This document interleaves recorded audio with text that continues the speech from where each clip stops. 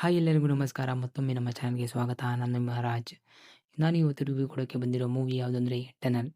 ಈ movie direct ಮಾಡಿರೋದು ಬಂದು Ravindra Madhav and future Atharva Murali, Lavanya Tripathi, Ashwini Kakanad and Shara has a lead character this movie. ಇನ್ನು ಈ ಮೂವಿಯ ಮೇನ್ ಪ್ಲಾಟ್ ವಿಷಯಕ್ಕೆ ಬಂದರೆ, ಟನಲ್ ಒಂದು ಚಿತ್ರದ ಕಥೆ ತುಂಬ ವೇಗವಾಗಿ ಪ್ರಾರಂಭವಾಗುತ್ತದೆ.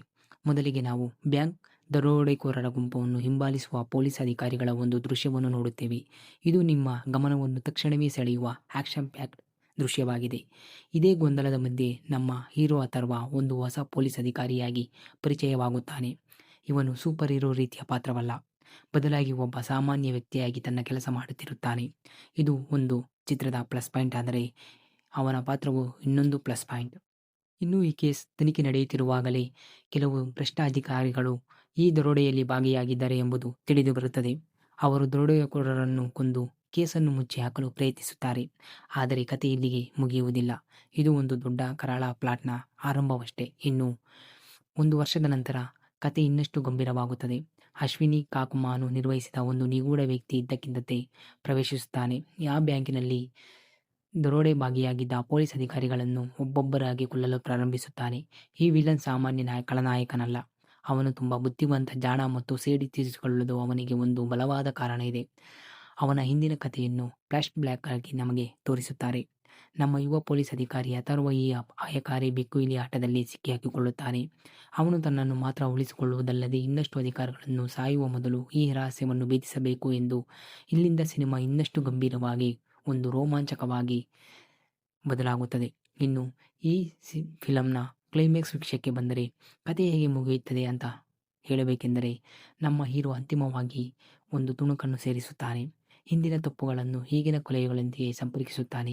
ಕ್ಲೈಮ್ಯಾಕ್ಸ್ ದೃಶ್ಯವು ಅಥರ್ವ ಮತ್ತು ಅಶ್ವಿನಿ ನಡುವಿನ ಒಂದು ಭಾರೀ ಘರ್ಷಣೆಯಾಗಿದೆ. ಯಾಕೆಂದರೆ ಹೀರೋ ಪೊಲೀಸ್ ಇಲಾಖೆಯಲ್ಲಿ ಮತ್ತಷ್ಟು ಗೊಂದಲ ಸೃಷ್ಟಿಸಲು ಪ್ರಯತ್ನಿಸುವ ವಿಲನ್ಗಳ ಮಧ್ಯೆ ಯೋಜನೆಯನ್ನು ತಡೆಯಬೇಕಾಗುತ್ತದೆ.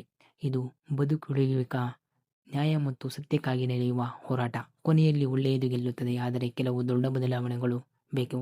ಇನ್ನು ಈ ಸಿನಿಮಾದ ಪ್ಲಸ್ ಪಾಯಿಂಟ್ ವಿಷಯಕ್ಕೆ ಬಂದರೆ, ಇನ್ನು ನಟನೆ ನಿಜಕ್ಕೂ ಅದ್ಭುತವಾಗಿದೆ. ಅಥರ್ವ ಅವರ ಅಭಿನಯ ಉತ್ತಮವಾಗಿದೆ. ಆದರೆ ಎಲ್ಲರ ಗಮನ ಸೆಳೆಯುವುದು ಅಶ್ವಿನಿ ಕಾಕುಮಾನು ಅವರ ಅಭಿನಯ. ಅವರು ವಿಲನ್ ಪಾತ್ರದಲ್ಲಿ ಅಷ್ಟೊಂದು ಭಾವನಾತ್ಮಕವಾಗಿ ಮತ್ತು ಶಕ್ತಿಯುತವಾಗಿ ನಿರ್ವಹಿಸಿದ್ದಾರೆ. ಅವರು ಕೆಟ್ಟ ಕೆಲಸ ಮಾಡಿದರೂ ಅವರ ಬಗ್ಗೆ ಒಂದು ಸಹಾನುಭೂತಿ ಮೂಡುತ್ತದೆ. ಇನ್ನು ಸಿನಿಮಾ ನೋಡಲು ತುಂಬ ಸೊಗಸಾಗಿ ಕಾಣುತ್ತದೆ. ಅದರಲ್ಲೂ ರಾತ್ರಿ ದೃಶ್ಯಗಳು ತುಂಬ ಚೆನ್ನಾಗಿ ಚಿತ್ರೀಕರಿಸಿದ್ದಾರೆ. ಇದು ಒಂದು ಥ್ರಿಲ್ಲರ್ ಸಿನಿಮಾಗೆ ಬೇಕಾದ ವಾತಾವರಣವನ್ನು ಸೃಷ್ಟಿಸುತ್ತದೆ. ಇನ್ನು ಸಿನಿಮಾದ ಮೊದಲಾರ್ಧ ಕಥೆಯನ್ನು ನಿಧಾನವಾಗಿ ಕಟ್ಟಿದರೆ, ದ್ವಿತೀಯಾರ್ಧದಲ್ಲಿ ಅದು ವೇಗವಾಗಿ ಮುಂದೆ ಸಾಗುತ್ತದೆ. ಹೀರೋ ಮತ್ತು ವಿಲನ್ ನಡುವಿನ ಆಕ್ಷನ್ ಸನ್ನಿವೇಶಗಳು ಮತ್ತು ಉದ್ವೇಗ ನಿಜಕ್ಕೂ ನಿಮ್ಮನ್ನು ಸೀಟಿನಲ್ಲಿ ಕುಳಿತುಕೊಳ್ಳಲು ಮಾಡುತ್ತದೆ. ಇನ್ನು ಪೊಲೀಸ್ ಮತ್ತು ವಿಲನ್ ನಡುವಿನ ಪರಸ್ಪರ ಸಂಘರ್ಷವೇ ಈ ಚಿತ್ರದ ಮುಖ್ಯ ಆಕರ್ಷಣೆ. ಇದು ಬುದ್ಧಿವಂತಿಕೆಯಿಂದ ಕೂಡಿದ ಮತ್ತು ಹಿತಗಳ ಇಟ್ಟುಕೊಳ್ಳುವ ಆಟವಾಗಿದೆ. ಇನ್ನು ಸಿನಿಮಾದ ಮೈನಸ್ ಪಾಯಿಂಟ್ ವಿಷಯಕ್ಕೆ ಬಂದರೆ, ಸಿನಿಮಾದಲ್ಲಿ ಲಾವಣ್ಯ ತ್ರಿಪಾಠಿ ಅವರ ಪಾತ್ರವಿದೆ, ಆದರೆ ಅವರ ಲವ್ ಸ್ಟೋರಿ ಕಥೆಗೆ ಹೆಚ್ಚು ಸಹಾಯ ಮಾಡುವುದಿಲ್ಲ. ಇದು ಸಿನಿಮಾದ ಆರಂಭದಲ್ಲಿ ಸ್ವಲ್ಪ ನಿಧಾನವಾಗಿ ಸಾಗಲು ಕಾರಣವಾಗುತ್ತದೆ ಮತ್ತು ಇದನ್ನು ಕಥೆಯಿಂದ ತೆಗೆದು ಹಾಕಬಹುದಾಗಿತ್ತು ಅಂತ ಅನಿಸುತ್ತದೆ. ಕಥೆಯ ಮೂಲ ತಳಹದಿ ನೋಡಿದರೆ ಇದು ಒಂದು ಹಳೆಯ ಸೇಡಿನ ಕಥೆಯಂತೆ ಕಾಣುತ್ತದೆ. ಇದನ್ನು ಒಂದು ವಿಶಿಷ್ಟ ಥ್ರಿಲ್ಲರ್ ಆಗಿ ಮಾಡಬಹುದಾಗಿತ್ತು, ಆದರೆ ಇದು ಸಾಮಾನ್ಯ ದಾರಿಯಲ್ಲಿಯೇ ಸಾಗುತ್ತದೆ. ಕೆಲವು ವೀಕ್ಷಕರಿಗೆ ಇದು ಈಗಾಗಲೇ ನೋಡಿದ ಕಥೆಯಂತೆ ಅನಿಸಬಹುದು. ಇನ್ನು ಕೊನೆಯ ಸಂಘರ್ಷಣೆ ಸ್ವಲ್ಪ ಉದ್ದವಾಗಿದೆ ಅನಿಸುತ್ತದೆ. ಭಾವನಾತ್ಮಕ ಅಳವು ಮತ್ತು ಸ್ವಲ್ಪ ಕಡಿಮೆಯಾಗಿದೆ. ಅತ್ಯಂತ ನಿರ್ಣಾಯಕವಾಗಿದ್ದರೂ ಸ್ವಲ್ಪ ಆತುರದಿಂದ ಮತ್ತು ಅಷ್ಟಾಗಿ ಆಸಕ್ತಿ ಇಲ್ಲದಂತೆ ತೋರುತ್ತದೆ. ಇನ್ನು ಪಾತ್ರಗಳ ಮತ್ತು ಅವರ ಪರ್ಫಾರ್ಮೆನ್ಸ್ ಹೇಗಿದೆ ನೋಡೋಣ.